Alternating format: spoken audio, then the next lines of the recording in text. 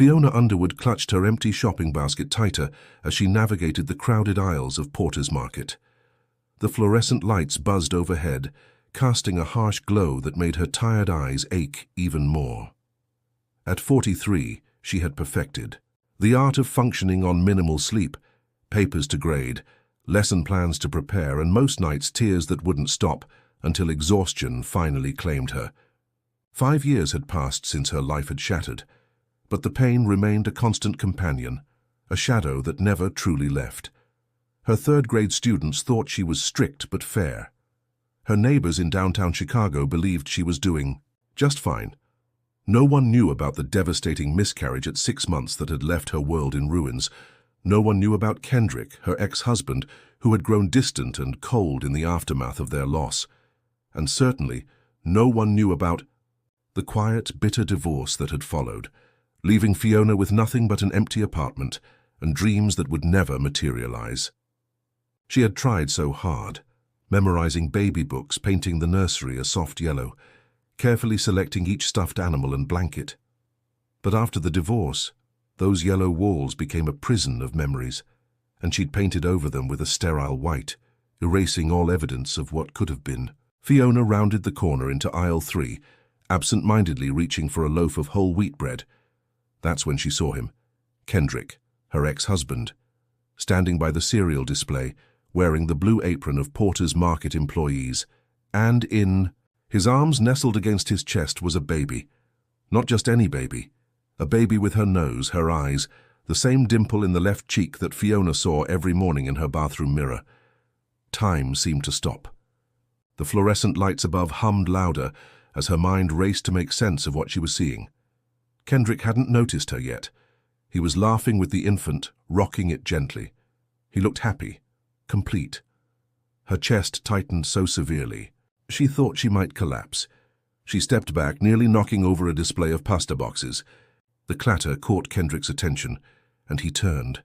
Their eyes met across the aisle. A flicker of panic crossed his face, just for a second, before he managed an awkward smile. Fiona. She could barely breathe. Her voice cracked when she finally spoke. Whose baby is that? Kendrick hesitated, shifting his weight from one foot to another. Mine. And her name is Grace. Grace. The same name they had chosen together years ago. The name that had once represented everything they had hoped for. Fiona's knees nearly buckled beneath her. The shopping basket slipped from her grasp, clattering to the floor. But how? He adjusted the baby in his arms, his expression a mixture of guilt and defiance. It's complicated. Complicated? Fiona's voice rose, drawing stares from nearby shoppers. Kendrick, that child looks like me. A long, painful silence stretched between them. Then came his cold, quiet confession. After the divorce, I found your embryo papers, the frozen, fertilized embryo we never used after the miscarriage. I didn't think you'd ever want it. You signed the general release during the divorce. I found a surrogate. Fiona stared at him, the reality of his words washing over her like ice water. You took our embryo and raised the baby. Without telling me? Kendrick's jaw clenched, defensively. I didn't steal anything. Legally, I had rights too, and I wanted a second chance. You seemed like you'd moved on with your life. Moved on? Fiona had buried herself in work to forget the sound of that unborn heartbeat. She cried. Every year on what would have been their child's birthday, she had never moved on. And now, here stood the man who had once promised to love her forever, holding her biological daughter, acting as if this was nothing more than an awkward run-in at the grocery store. If you are enjoying the story, type 5 in the comments and subscribe for more videos like this.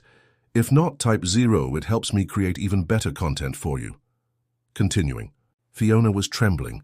She wanted to scream, to cry, to tear apart the world that had allowed this betrayal. But she didn't, because at that moment, Grace, the baby, looked up from her father's shoulder and saw Fiona. She smiled. A wide, innocent smile that crinkled her eyes, Fiona's eyes. And something in Fiona, The instinct that had made her an exceptional teacher, the wisdom that understood children, pain, and truth, kicked in. She didn't scream. She didn't make a scene. Instead, she pulled out her phone, quietly took a photo.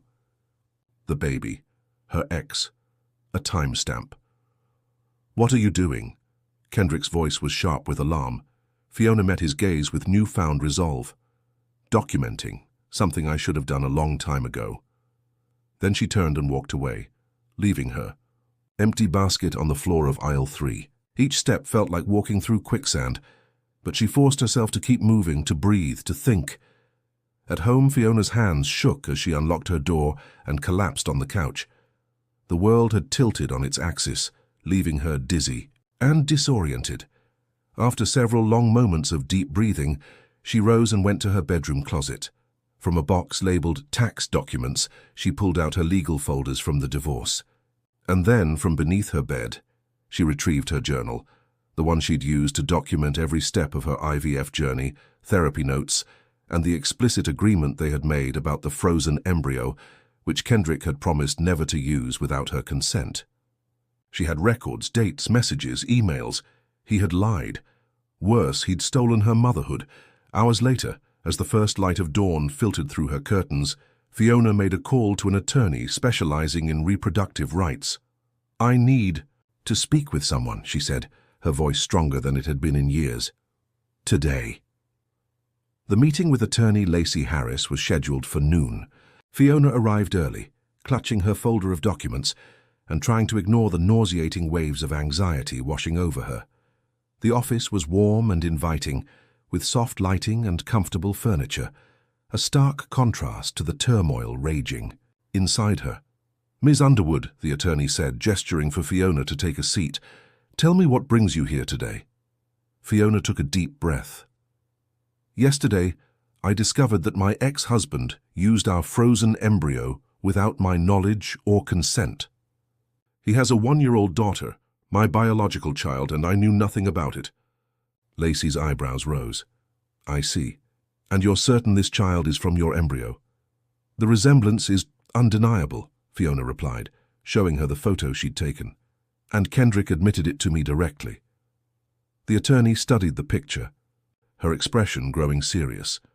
"This is a complex situation, legally and ethically.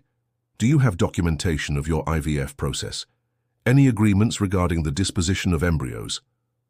Fiona nodded, pushing the folder across the desk. "Everything's here, including notes from our counseling sessions, where we explicitly discussed what would happen to the embryo if we separated. Kendrick promised, in front of our therapist, that he would never use it without my consent." Watching Lacey review the documents, Fiona felt the weight of her loss pressing down on her. 4 years of missing her daughter's first smile, first word, first steps. 4 years she could never get back. "Based on what I'm seeing," Lacey said finally, "you have grounds for legal action.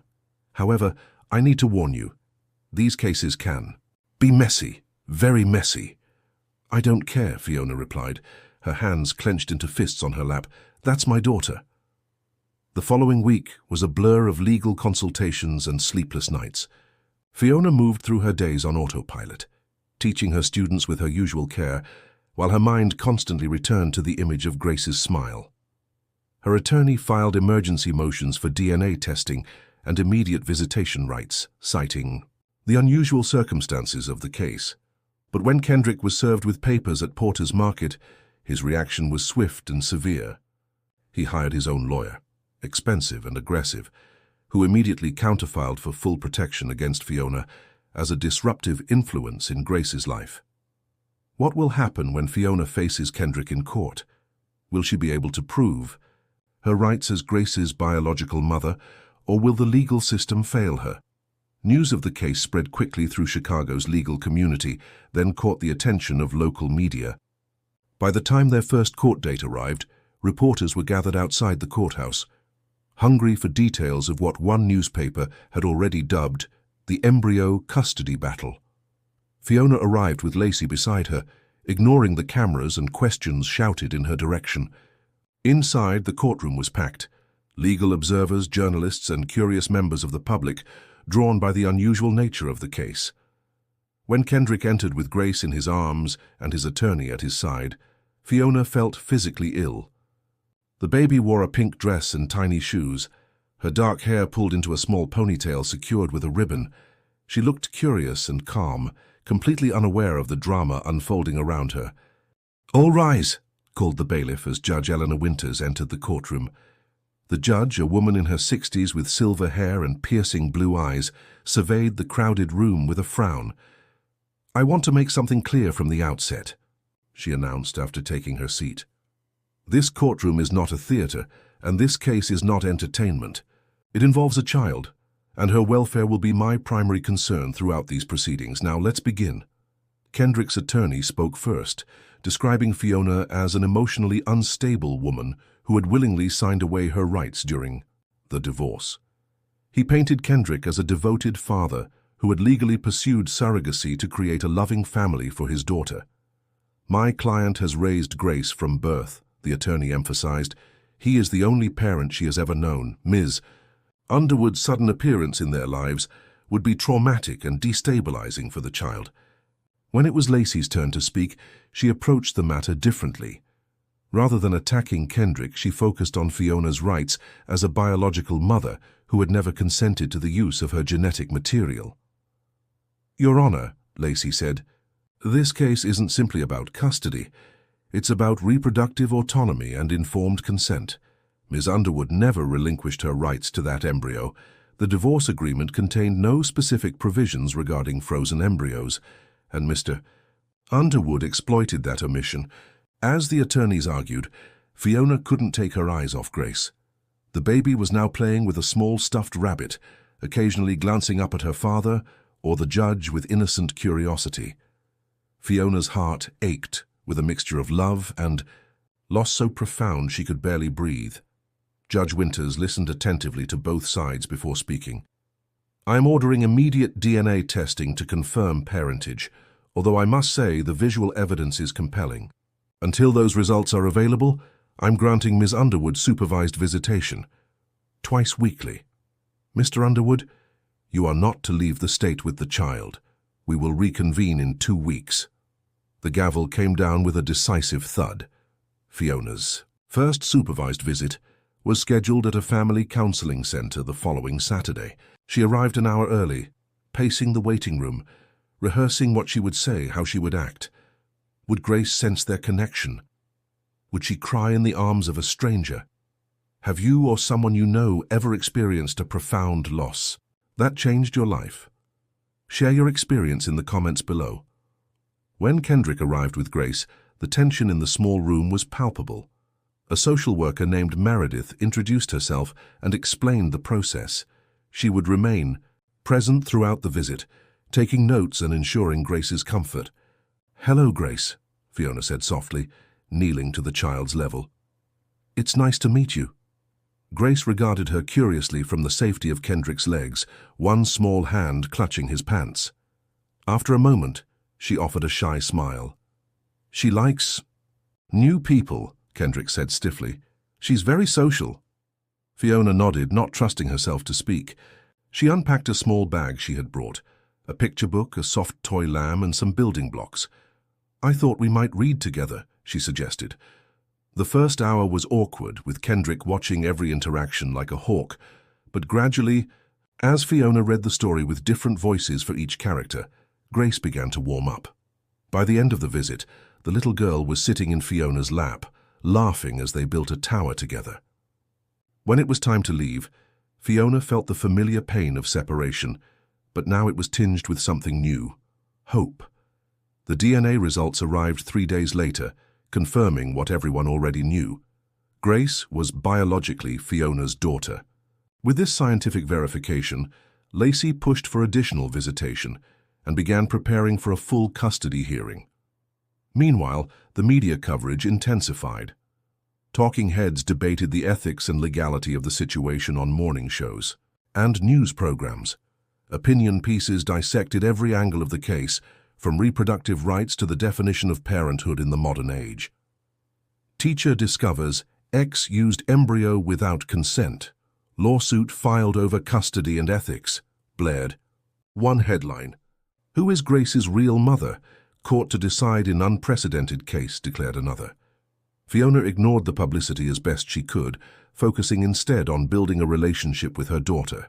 Each visit revealed new facets of Grace's personality, her love of music, her infectious giggle, her determination when learning new skills, and with each visit the bond between them grew stronger. Kendrick noticed it too. After their fourth visit, as Fiona was preparing to leave, he approached her in the hallway outside the counseling room. "She asked about you yesterday," said quietly. "She called you the story lady." Fiona's heart skipped a beat. "What did you tell her?" "The truth, that you're someone who cares about her very much." He hesitated. "This isn't how I wanted things to happen, Fiona." "How did you want it to happen, Kendrick?" The words came out sharper than she intended. "Were you ever going to tell me about her?" He looked away. "I don't know." The night before the final custody hearing, Fiona sat at her kitchen table surrounded by photographs from her visits with Grace. 6 weeks had passed since that fateful encounter in Porter's Market, 6 weeks that had transformed her from a woman merely existing to one fighting for a future. What if the judge grants full custody to Kendrick? Will she lose Grace all over again? Tomorrow would determine everything. Lacey had prepared a compelling case, but custody battles were unpredictable, especially one as unusual as this. Fiona had been advised to prepare for all possible outcomes, including the devastating possibility of limited visitation. Sleep eluded her that night. She rehearsed her testimony, imagined Kendrick's arguments, pictured Grace's face. When the morning finally arrived, she dressed carefully in a conservative blue dress, applied minimal makeup, and pulled her hair back in a simple style. She wanted to appear as she truly was, a dedicated teacher, a woman who had never stopped, grieving for the child she had lost, a mother who deserved a chance. The courtroom was even more crowded for the final hearing. Fiona kept her eyes forward, refusing to be intimidated by the spectacle their private pain had become. When called to testify, she walked to the witness stand with steady steps, placed her hand on the Bible, and swore to tell the truth.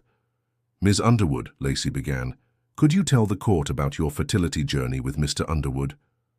Fiona took a deep breath. "We tried for 3 years to conceive naturally before turning to IVF. Our first round was successful, and I became pregnant with a baby girl. But at 24 weeks, I went into premature labor. Our daughter was stillborn." "And the embryo?" "That eventually became Grace. It was from our second round of IVF. We had 2 viable embryos. One was implanted immediately, resulting in my pregnancy. The other was frozen for future use. When I lost the baby, we were both devastated. The divorce happened about a year later. Did you and Mr. Underwood ever discuss what would happen to the remaining embryo?" "Yes.